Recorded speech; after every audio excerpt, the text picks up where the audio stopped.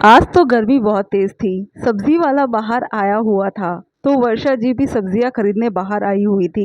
अब बेटी और उसके बच्चे यहाँ रुकने के लिए आए हुए थे, इसलिए कई तरह की सब्जियां उन्होंने खरीदी थी। आखिर आते ही कुछ ना कुछ नया खाने की डिमांड तो हो ही चुकी थी। वर्षा जी अभी बाहर से काफ़ी सारी सब्जियां खरीद कर उस भारी बैग को लेकर घर में आई ही थी कि देखा पूरा कमरा फैला हुआ था। सोफे के कवर कहीं और पड़े हुए थे। सेंटर टेबल पे रखा हुआ गुलदस्ता तो कप का नीचे फैल चुका था। चिप्स और कुरकुरे के खाली पैकेट जहाँ तहाँ पड़े हुए थे और उनके दोनों नाती समर और विराज अखबार के टुकड़े कर उसके प्लेन बना बनाकर उड़ा रहे थे। हे भगवान, ये क्या! पूरा कमरा फैला कर रख दिया। बेटा, अभी अभी तो साफ किया था मैंने। तुम दोनों 5 साल के हो चुके हो लेकिन अभी भी तुम्हें रहने के तरीके नहीं आए। कहाँ है तुम्हारी मम्मी? वर्षा जी अपने दोनों नाती समर और विराज को डांटते हुए बोली। नानी, जब देखो आप हमें डांटती रहती हो, ये मत करो वो मत करो। इससे तो हम हमारे घर में ही अच्छे थे। समर तुनकते हुए बोला। अरे क्यों अपनी नानी से बहस कर रहे हो? अचानक तन्वी बाहर आते हुए बोली। उसे तैयार देखकर वर्षा जी ने पूछा। अरे बेटा, तू कहीं जा रही है? मम्मी, अब मैं मायके आई हूँ तो सारी जिम्मेदारी से मुक्त होना चाहती हूँ। मैं तो बाहर घूमने फिरने जा रही हूँ। अब आप संभालो अपने दोनों नाती को। वर्षा ने पर्स सोफे पर रखते हुए कहा और अपने बालों को ठीक करने लगी। बेटा, थोड़ी तो मदद कर दिया कर मेरी। तू तो यहाँ तेरे बच्चों को मेरे भरोसे छोड़कर खुद घूमने फिरने चली जाती है। अब मैं घर का काम करूँ या इन्हें संभालूँ? और फिर ये दोनों तो एक जगह टिकते भी नहीं हैं। वर्षा जी ने कहा। क्या मम्मी, आप भी हद करती हो?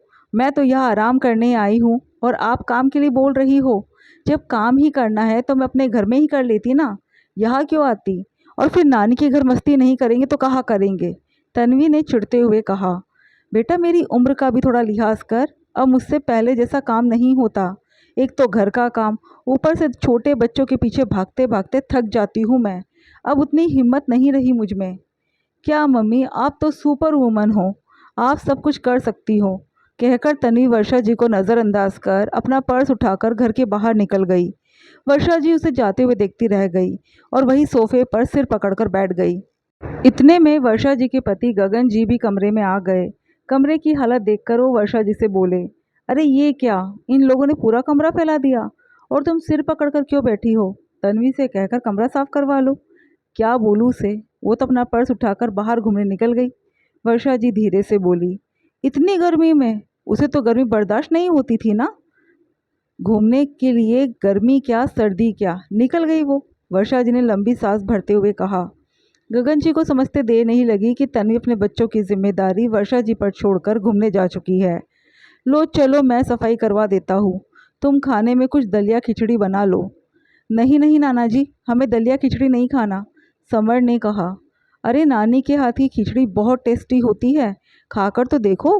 ऐसी खिचड़ी तुमने कभी नहीं खाई होगी। गगन जी समर से बोले। नहीं नहीं नाना जी, खिचड़ी नहीं खानी। समर के साथ साथ विराज भी बोला। अच्छा, पोरिश तो खाओगे? बहुत टेस्टी डिश होती है, गगन जी ने अचानक से सवाल किया। सुनकर समर और विराज एक दूसरे की शक्ल देखने लगे। आखिर उन्हें पता ही नहीं था कि पोरिज होता क्या है, पर क्योंकि शब्द नया था इसलिए दोनों खुशी खुशी खाने को तैयार हो गए। सुनकर वर्षा जी के चेहरे पर भी मुस्कान आ गई और वो खुशी खुशी रसोई में चली गई। पीछे गगन जी ने उस कमरे की सफाई की और जैसे तैसे दोनों बच्चों को बिठाया। खैर, थोड़ी देर बाद वर्षा जी ने खूब सारी सब्जियां डालकर खिचड़ी तैयार की और बच्चों को खाना खिलाया और खुद भी खाना खाकर अपने कमरे में आराम करने आ गई। लेकिन बच्चे शांत हो तब ना। आखिर कुछ देर गगन जी ने बच्चों को संभाला, उतनी देर वर्षा जी ने आराम किया और फिर वर्षा जी ने बच्चों को संभाला, तब गगन जी ने आराम किया।